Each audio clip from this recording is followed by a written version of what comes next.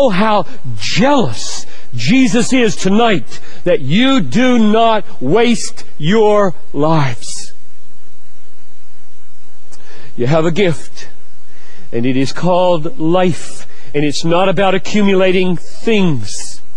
This night, your soul may be required of you, and then whose will all those toys be?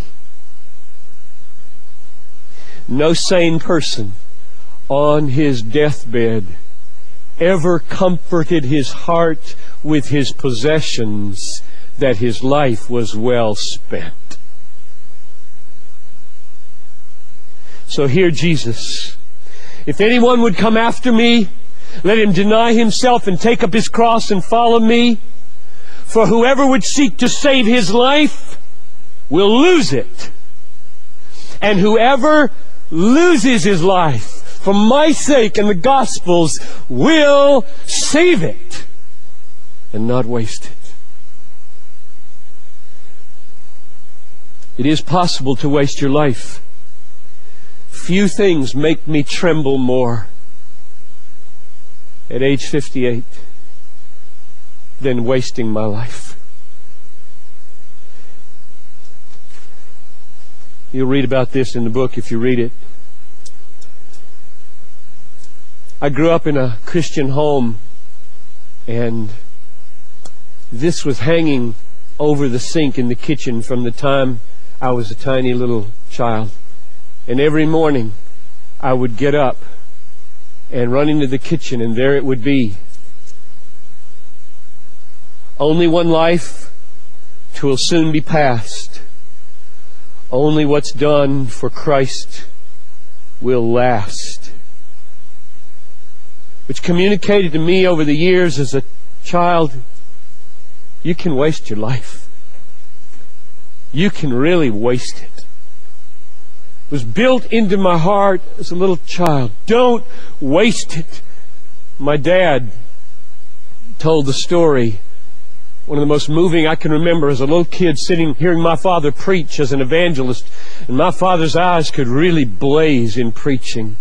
He always began the sermon with a joke, but it wasn't very long before his eyes were blazing, and he was telling stories that would make you cringe. And one of them was a revival meeting in which, at the end of the meeting, an old man that everybody had been praying for decades evidently walked to the front, I think aged something like 78, and just wept and wept and wept as my father sat beside him on the pew. And all he could say was, "I've wasted it, I've wasted it, I've wasted it." And when I heard my dad tell that story, and I heard it numerous times, and I remembered that plaque, I felt with every fiber of my being, I will not waste it. You get one crack, and there's no replay. And you can throw it away, or the opposite. I'm 58, almost, a couple of weeks, and the river of my life is really flowing fast over the precipice of my days. And I don't have any idea how long the Lord may give me. And my zeal not to waste my life is as alive today as it's ever been, perhaps more so because it feels so short before I stand before the judge, King Jesus, and give an account of my life. What a tragedy in America. This is one of the biggest tragedies in our culture, that billions of dollars are invested every year to get people my age to waste the rest of our lives. Billions of dollars invested to persuade us and lure us at any cost, it seems, to waste the rest of our lives. It's called retirement. And in some it goes like this: you've worked for it, now enjoy it. 20 years, perhaps, of play, leisure, ease, while the world, uncared for medically, uneducated, filthy water, poverty-stricken, unevangelized, sinks under the weight of healthy 65-year-old people playing bridge and shuffleboard and collecting shells and fishing and golfing their way into the presence of King Jesus. And you know what? You're going to join them unless, at this stage in your life, you make some very radical decisions, very radical commitments, very radical choices about where your treasure is. Do not assume you won't be sucked in, because every stage of your life in this Disneyland called America, there are powerful forces angling to get you to waste your lives. It will take a massive work of grace to rescue you from the clutches of this culture. For many of you are totally enslaved. And I pray on the way to being set free. So now the question is, what is the unwasted life? You're all worked up about us not wasting our lives. Tell us what the unwasted life looks like. Tell us the pathway so that it will be written over our lives at the end. This life was not wasted. What would that be? And now, if you have a Bible, I do invite you to turn. If you don't, that's okay. I'll read the text for you, but we're going to go to Philippians chapter 1 for the answer. This text means almost more to me than any other when it comes to asking the question, how can I not waste my life? Whether it's age 18, 28, 38, 58, 88, this text is the answer. I preached on this text almost 24 years ago now, when I candidated for the pastorate of Bethlehem, which is just a little ways away. So it has a very special, powerful place in my memory, in my life, and I want it to have a place like that for you. Philippians chapter 1, we'll just read a couple of verses here, 20 and 21, and you will hear, I hope, Paul's passion, which is the opposite of the unwasted life. Philippians 1:20. It is my eager expectation and hope that I will not at all be ashamed, but that with full courage, now as always, Christ will be honored, or you could use the word magnified,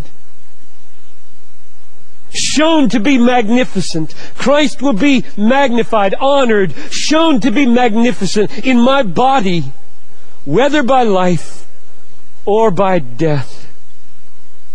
Paul's all-consuming passion is to so live and so die that Christ would look great. The unwasted life is the life that puts Christ on display as supremely valuable. I'll say it again. The unwasted life is the life that in everything you do in life and death puts Christ on display as supremely valuable. You have life given by God for this one main reason: make Christ look great. That's why you exist.